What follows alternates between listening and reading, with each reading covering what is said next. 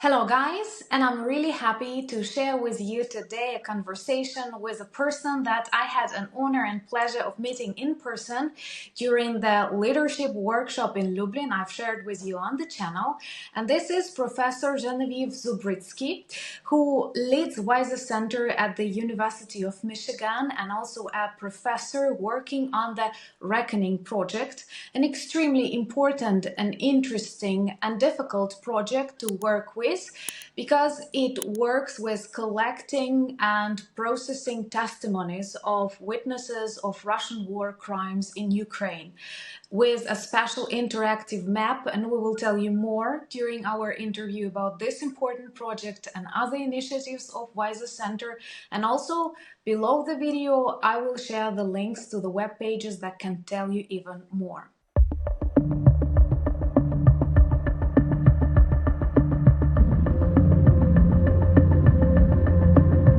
I would like to start with a traditional question for our conversation. Professor Zubrzycki, you are a specialist in collective memory, in traumas, in difficult historical processes. And unfortunately, Eastern Europe suffered a lot during the 20th century. Like, you know a lot. But taking into account your uh, scientific academic experience, your personal experience, did you feel that full-scale invasion of Ukraine is possible by Russia in 2022? Did you feel it coming, the size, the level of this violence and brutality, and why? Yes or no?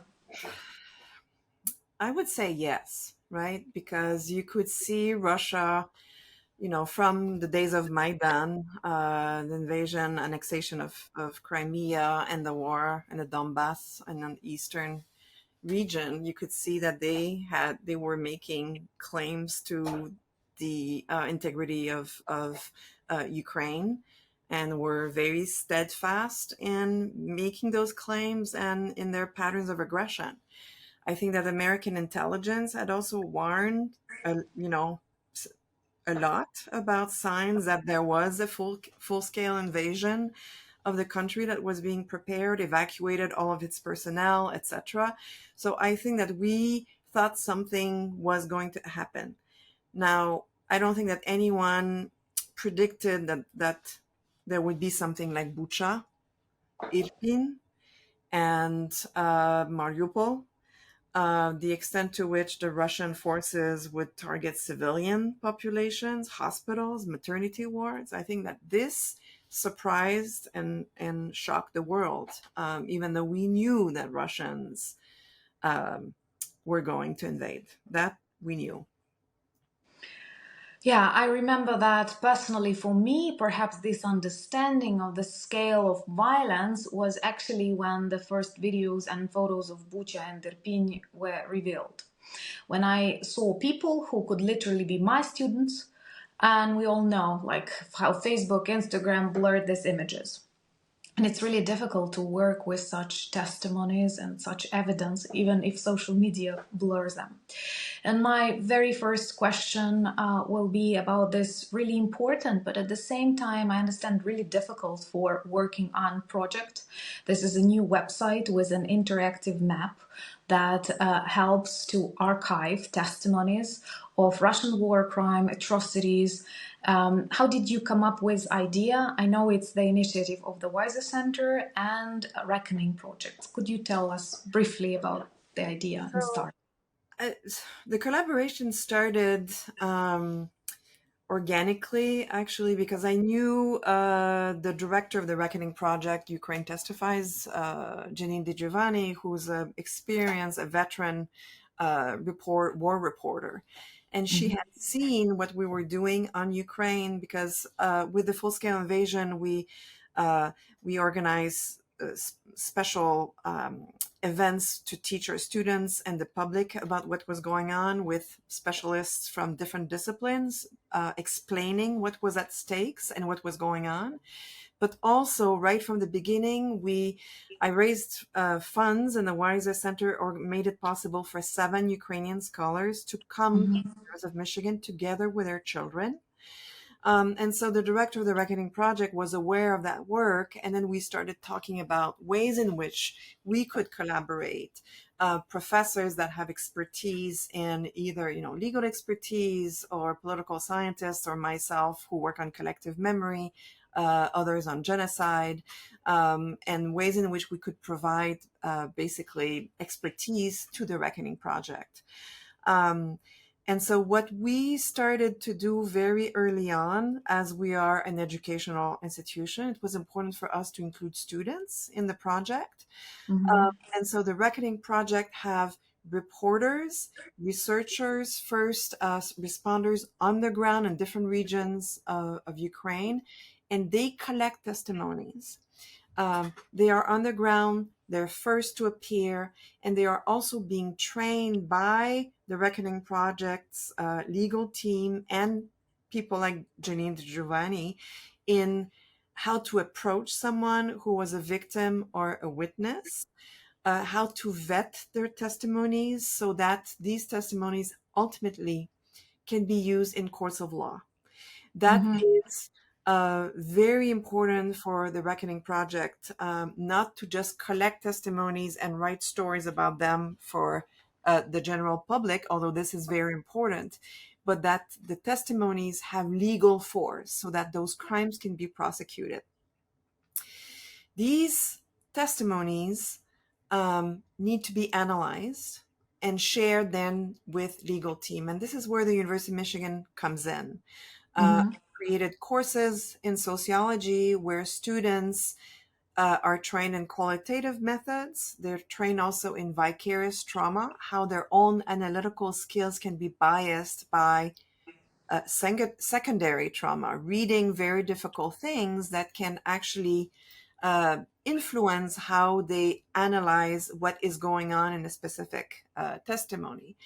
And then they basically, with our team, they read, analyze, and code in order to identify patterns in the specific type of crimes and how they are committed, with the ultimate goal to be able to identify, for example, or to corroborate with specific battalions that might be in occupied territories or moving through a territory, so that the perpetrators can be held accountable in courts of law. So we've been coding hundreds of those testimonies. Each testimony is analyzed and coded at least 3 times to ensure the analysis. So Mm-hmm. it's not one individual's interpretation of a specific case. And then we send that data in a format that the data analysis team of the Reckoning Project can run statistical analysis to see how many crimes appear and of a specific type with a specific modus operandi, for example, in a specific region. And then to see, is it plausible that troops received instructions from the higher ups, for example? So that's the ultimate goal.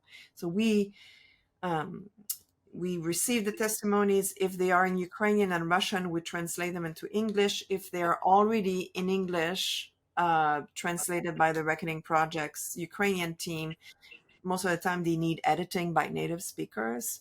So we do that. We edit, and then we send them to the team in Berlin that works on big data. They Mm-hmm. they call that this data outside of a narrative of the testimony. Thank you very much. It is really interesting and important to understand how this mechanism working because, as you've mentioned correctly, there are lots of really dramatic, heartbreaking stories that we can find, especially being in Ukraine. But at the same time, it demands real strength and attention and professional skills how to turn it into legal evidence because It is extremely important for future reconstruction and recovery of Ukrainian people from this mass trauma. Like when we are able to identify these criminals, and there are cases like when after Bucha, after Irpin, after Mariupol, there are already people who were arrested, who were imprisoned. It's very important for this understanding of reckoning and like future results. And also, I know that the really big team that also includes students and even a high school student is involved, which introduces them to these different stages of working with evidence. And you've mentioned that not only they are processed and they are added to the archive, translated, but also patterns are analyzed. Yes. And these patterns, they can demonstrate some tendencies, some typical behaviors. One of the phrases that was found and often found on the temporarily occupied territories that are later back to Ukraine, that Russian soldiers sometimes leave. If you liked it, if you enjoyed it, then it is not a war crime. This is the message that they sometimes leave, trying to encourage others repeat these crimes. Have you noticed any like laws, any typical patterns? And there is a word that people are afraid of using, the word genocide. And sometimes I feel like international organizations are more afraid of using the word genocide than the genocide itself. Do you observe any patterns that can in future lead to more attentive analysis of this potential genocide in Ukraine? And what is needed for that? And should we touch this topic in general? Well, I think that genocide is obviously is something that should be considered. I think that it is a question. It's not something that we can state it is a genocide, because genocide has to do with intent of the perpetrators. And of course, with patterns of criminality. So when civilian populations are touched, the issue of genocide is always one that should be considered. Because if there's no military target, there's no reason to bomb a school, for example. The question of genocide, and that's why it's very important, has to be dealt by lawyers and experts. And this is why what we're doing is so important, because we need to establish, basically, we need to demonstrate that there are genocidal practices, either in the intent or in the practical effects of specific military policies.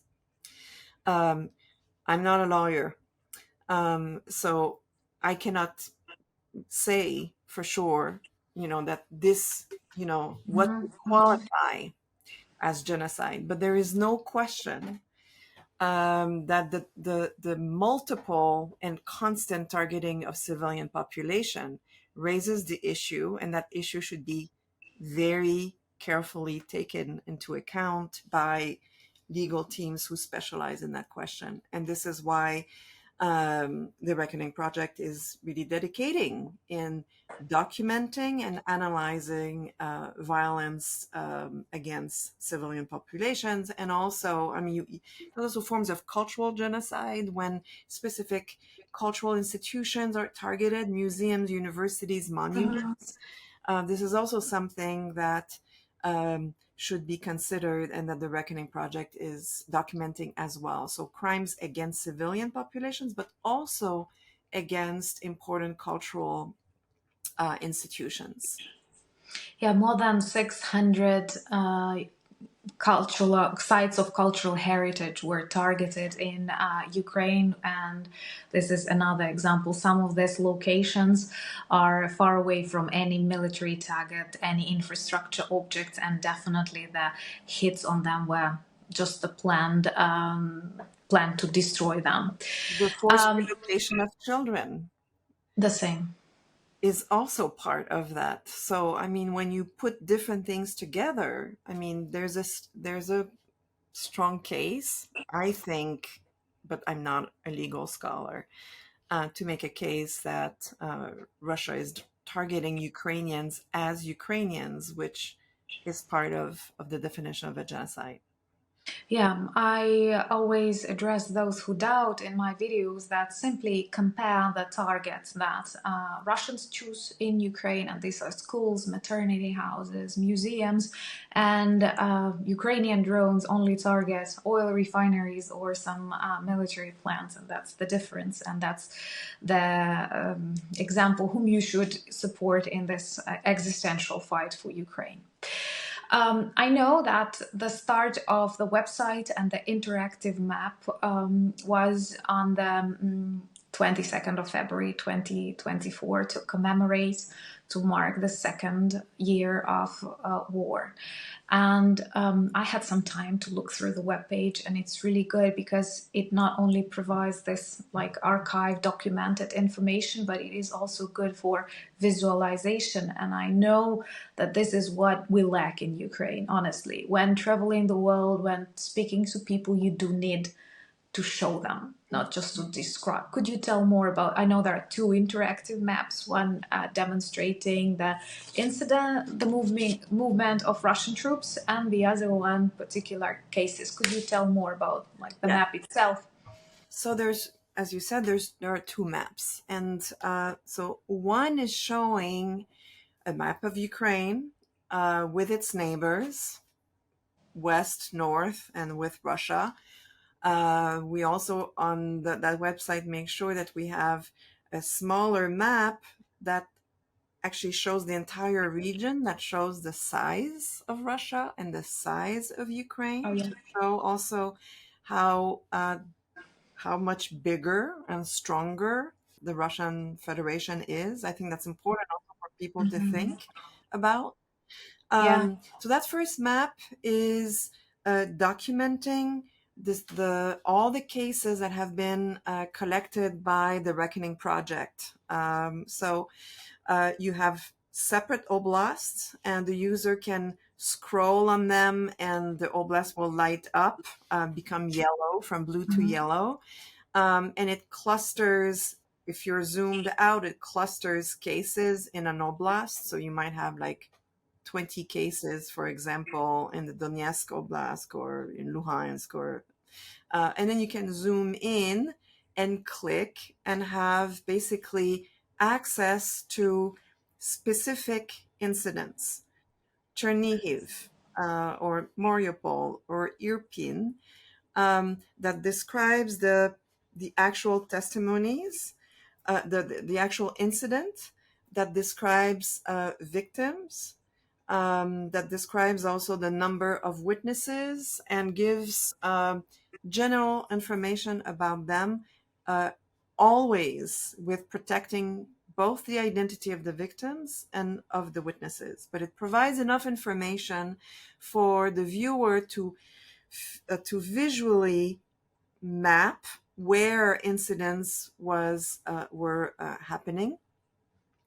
Although I should mention, this is an archive and a visualization of incidents, not all of the incidents that happened since February 22nd, 2022, but of those that were collected and vetted by the Reckoning Project. Mm-hmm. But still, so people can see where the testimonies are there, and if they click on that, then they can have more information, including articles that have been published by the Reckoning Project. Some of them have videos, some of them have YouTube interviews, etc. We wanted the website to serve an important public and educational dimension. And a memorial dimension also, so that those victims are remembered, that they don't get lost, and also a massive number of casualties, that what they suffered and endured is archived, and that people have access to that. So I would say it's information and to educate the greater public, but also schools, high school, university students could use that as a resource to learn about the war, and then the memorial dimension. The legal dimension is we don't deal with. So this is something else. And actually, some testimonies are not available because we want to make sure that we protect the integrity of the testimony because they are being prepared for prosecution. So not everything, not every testimony is available on the website, but a description of incidents, witnesses, and victims that protect their identity is available. That's one map. And a second map is especially important because it layers the incidents collected where you see through time. There's a timeline that the user can kind of scroll back and forth and shows movements of Russian troops in Ukraine and shows also the occupied territories and contested territories between Ukraine and Russia. And you see the number of incidents popping up through time.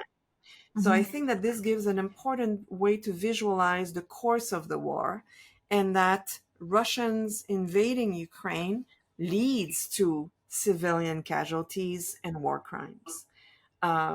So that there's a clear relationship between the invasion and crimes against Ukrainians. So that it's more of a historical map, so to speak, whereas the first one is more static.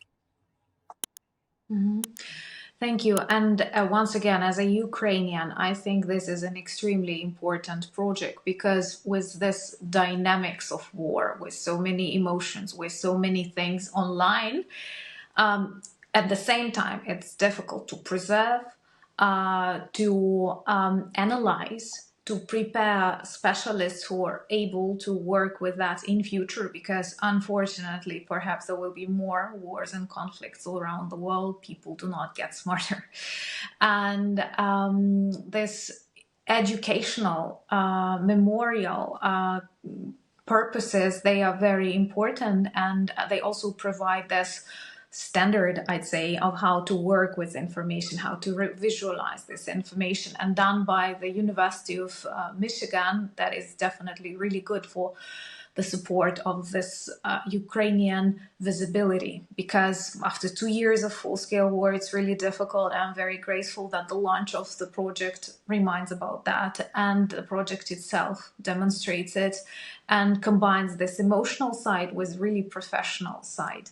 And I know that Weiser Center does a lot of really good initiatives to support in the world in general, but Ukraine in particular. And I was really happy and honored to be a part of NGO workshop, leadership workshop in Lublin last year in September.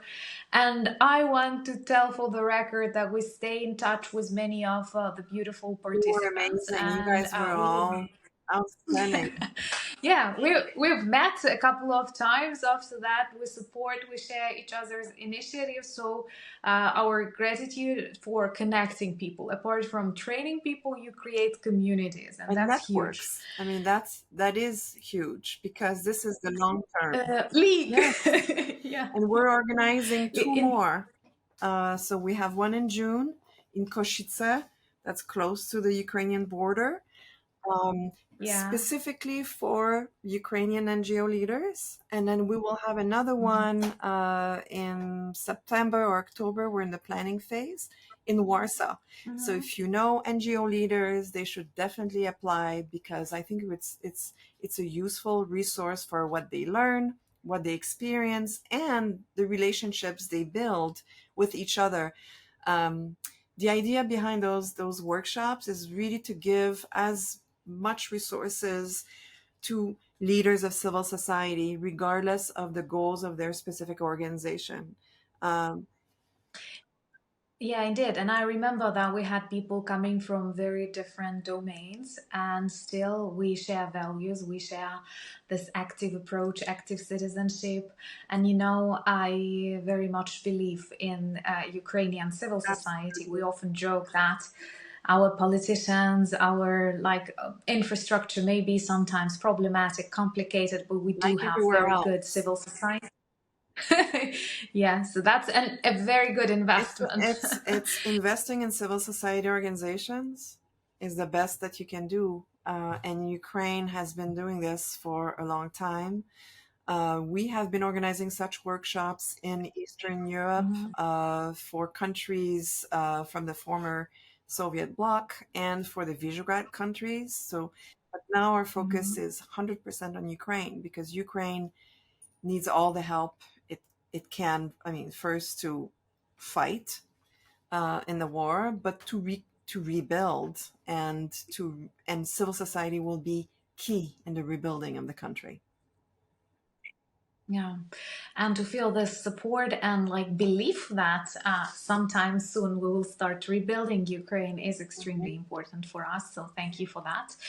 And I know that the University of Michigan also invited Ukrainian scholars and Ukrainian PhDs, which is once again an investment in our future. Could you tell more about I this think too? this is probably, for me, the most important initiative that we have had was to really provide a safe haven for 7 families who came.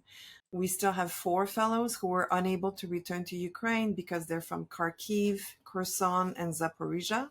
Three women, 1 man who happened to be in Romania when the war broke out and so remained abroad, and to give them the opportunity to research what was happening in Ukraine, to teach about Ukraine to our students, and also to participate in conferences here. So they are excellent representative of Ukrainian academia, but we also provided, you know, a safe place for their children to go to school and given the regions they were from, I think this was extremely important. Um, we also have scholarships for PhD students. So if anyone listening to us now is a graduate student, so that is someone enrolled in a PhD program in Ukraine, we offer scholarships for them to come for 1 semester at the university, meet with professors here, with other students, work on their own research, um, and then go back to Ukraine. I think we have one right now. She's from Zaporizhia, fabulous young scholar. So we will have this program for us as long we feel Ukraine uh, needs it.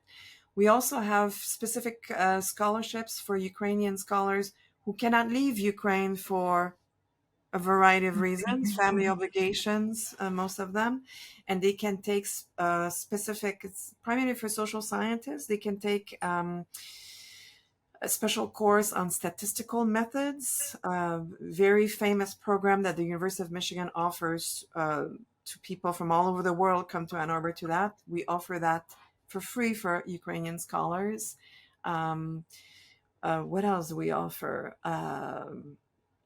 Postdoctoral fellowships. Also, we have one that we want to be specifically for people who recently received a PhD to come to Ann Arbor to work on their own scholarship and to teach one course on Ukraine. So we have a lot of initiatives like this that are meant to help Ukrainians and to spread knowledge about Ukraine in American, North American, and actually global academia, because our reach is global.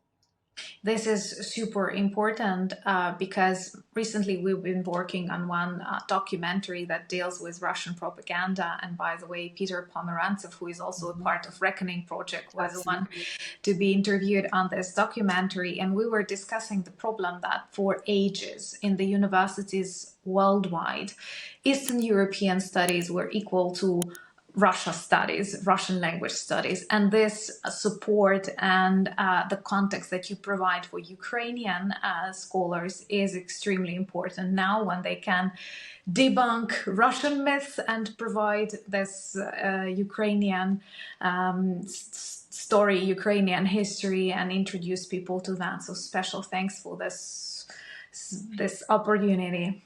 And I have another opportunity. So for students, younger students who want to do a master's degree in Eastern European studies, we have a fellowship for them that covers full tuition and tuition, you know, registration fees at American universities are extremely high, so we pay for that, and we give, I think it's something like $30,000 per year for the duration of the program. We would love Ukrainian students have priority when they apply for that. So I would also encourage students not to think that it's impossible to come to study in the United States because it's so expensive, because we can provide actually resources for them to come and get their degree in Ann Arbor at the University of Michigan. Thank you so much. And we will provide all the links with the information about the programs available for students for PhD and postdocs, and also about, the webpage with the interactive maps that combines the research and analytics from Weiser Center and the Reckoning Project.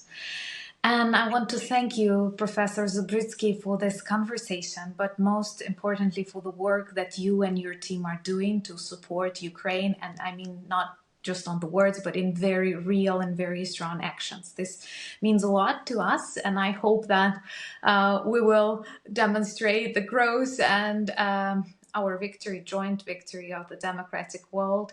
This map, these people that learn from you give me hope that we will see Putin in The Hague and we can make a video from The Hague. My subscribers often want that. It's our honor. It's our honor to support Ukraine in any way we can. And we're dedicated to this, and we will continue. Thank you so much. Slava Ukraini!